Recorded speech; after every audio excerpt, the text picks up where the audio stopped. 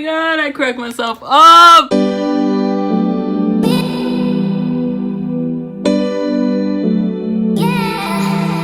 Okay, hi everyone and welcome back to my channel. So for today's video, I'm going to be talking about several tips that I have accumulated over the past 2 semesters at UCF as a pre-med student. And I know that I didn't mention it. Oh, actually, a pre-med student isn't like a typical, isn't a traditional major. It's just like if you're going to if you want to go to dental school, you're gonna be called pre-dental. It's just like a generic name, I guess you could say. So the first tip that I can give you guys is to manage your time. Time management. If you don't have time management, you are seriously gonna suffer throughout UCF. Your time at UCF is like critical, okay? Just point it out there, okay? Yes, I am not so well at managing my time. I would say that in the past year or so, I have been working on it, and let me just tell you, I have gotten better. I have tried doing Excel, where you can make a spreadsheet and plan out your schedule like that, but that to me was just too time consuming. I would literally have to keep on switching everything, and I don't know. I didn't like it. So now I use Google Calendar, where you can set up for the whole week, and then the next week it's like blank. So let's say this week, Monday. Let's say I want to start off my week on a Monday, okay? So the night before, I plan out my whole week, and then I wait until Sunday night to plan out the next week. So I like that better, and it's more organized too, and also it links up to my phone. There's an app for it as well. So that's very helpful. Waking up on time, that's part of time management. You have to have a set sleeping schedule, because if you don't, you're either gonna wake up late for class, you're not gonna have enough energy throughout the day. Depending on how many classes you take throughout the day, it's gonna be really hard for you. So yeah. On tip number 2.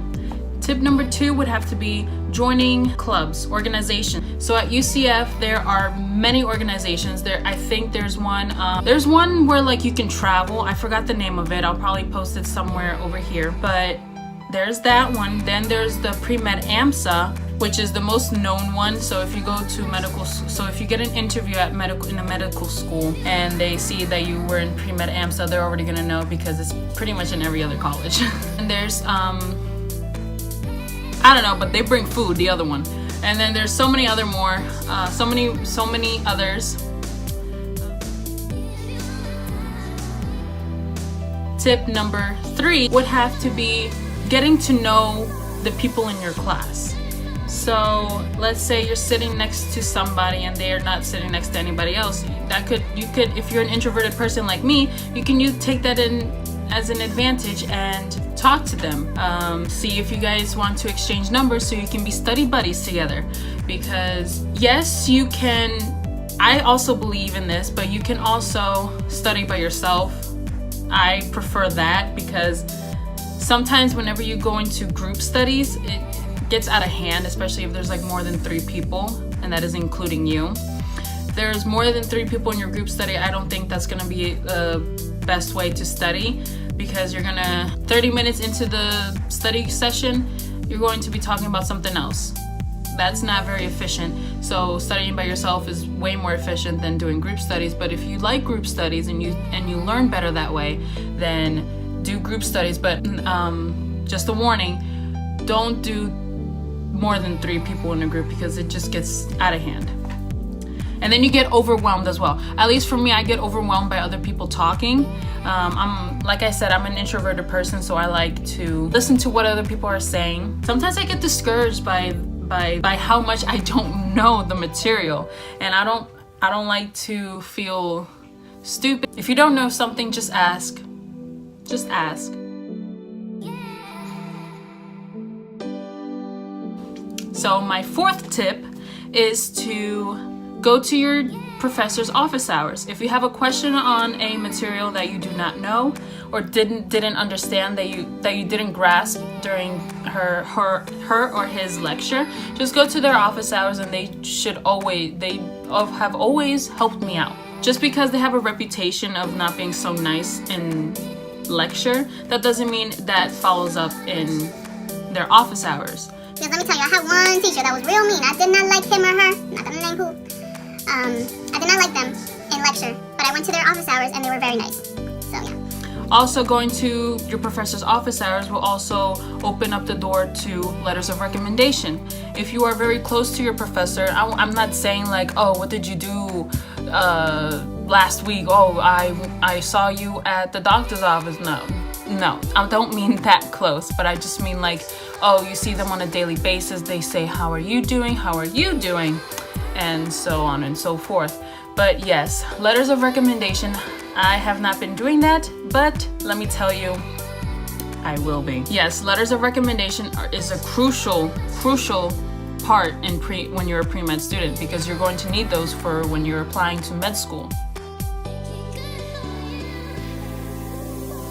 Now, my 5th tip is to become a scribe. So being a scribe means that you are going to be shadowing a doctor or a physician and following what they do and taking notes on what they do. I have not done scribe, but I am applying for a scribing position. I'll link the website down in the description. But yes, scribing is basically a mandatory thing that you have to do before you get into med school.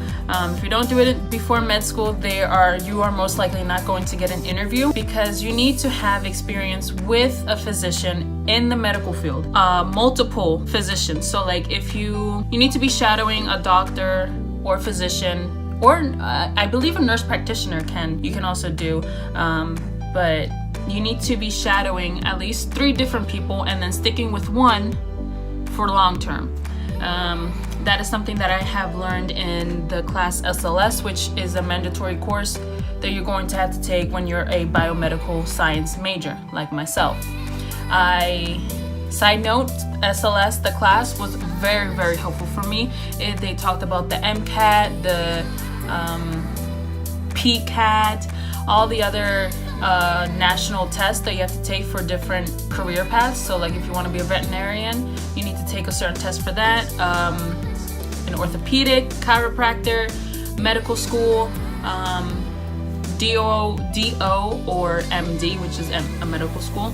You learn all that in that class, SLS. It's an easy class to get an A as well. So if you don't get an A, then you should probably change your major. That's what I was thinking. Okay.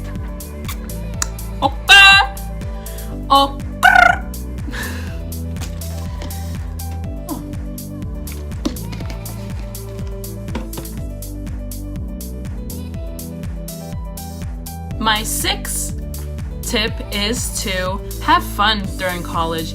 You know, there's so many activities that are available throughout the semester. Like last semester, in the fall, I believe, or in the fall or in the spring. No, in the spring, they were giving out like either free tickets or discounted tickets. I believe it was discounted tickets to Universal for one night. Take advantage of that, honestly.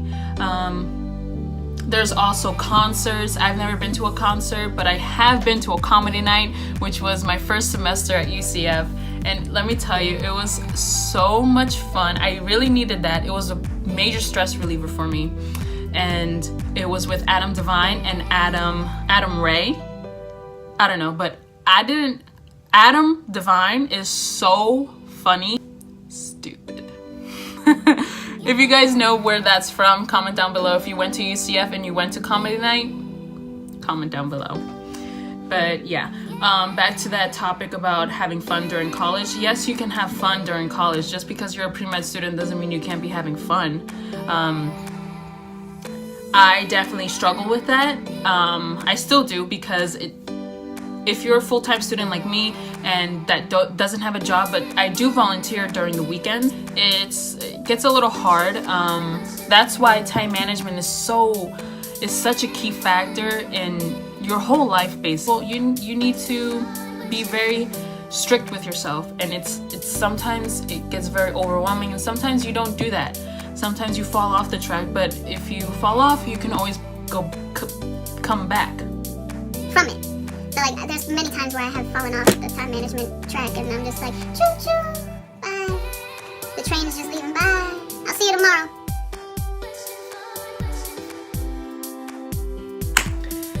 The 7th tip I would have to give you guys is to get the UCF app on your phone, and you can get on your Android or your Apple, whichever phone that you have, you can download it.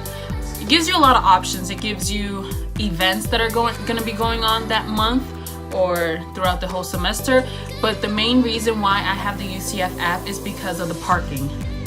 The parking section of the UCF app will be your best friend. Will be your best friend. Let me tell you, oh my god, I absolutely hate the parking at UCF. If you guys went to orientation and they told you that they're gonna be opening up a new parking garage, they said it to me too. Fall of 2017, they said that to me too. What is it gonna be? Fall of 2018? And they said that to you?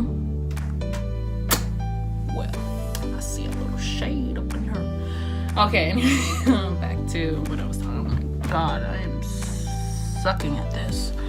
But yes, my back is hurting. I have to lean over.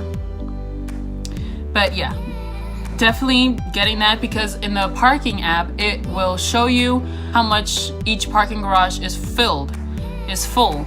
Filled, full, I don't know.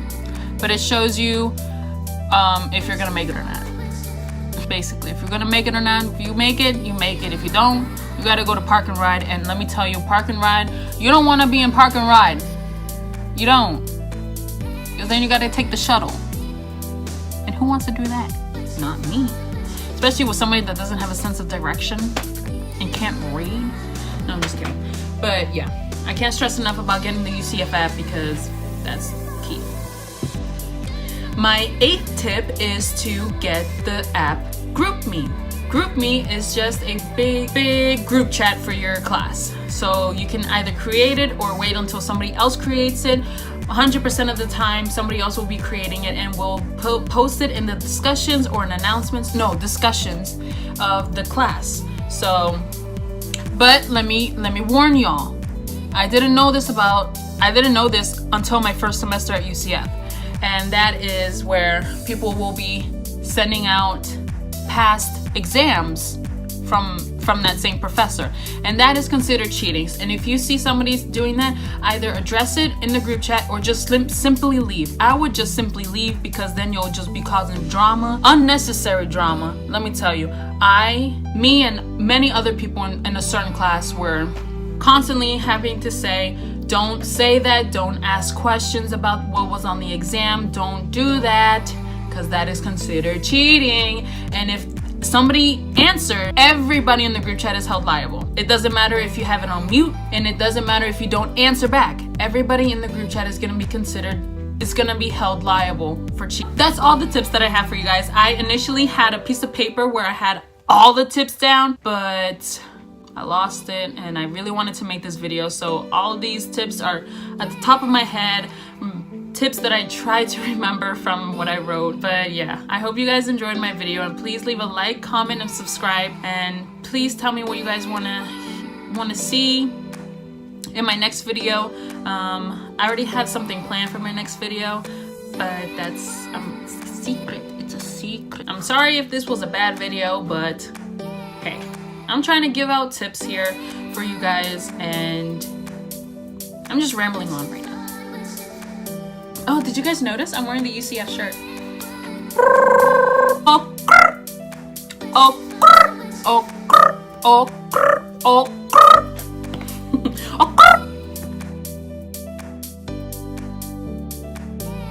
No, today's video I'm going to be talking about several tips that you can use for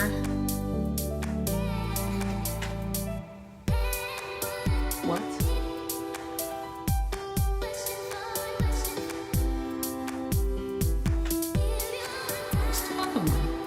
I don't know, but they bring food, the other one. Oh, they're bashing you and they're bashing you and they're talking ish about you, and I'm like, they were calling me a rat basically. And people, that's considered cyberbullying. I mean, I didn't feel good about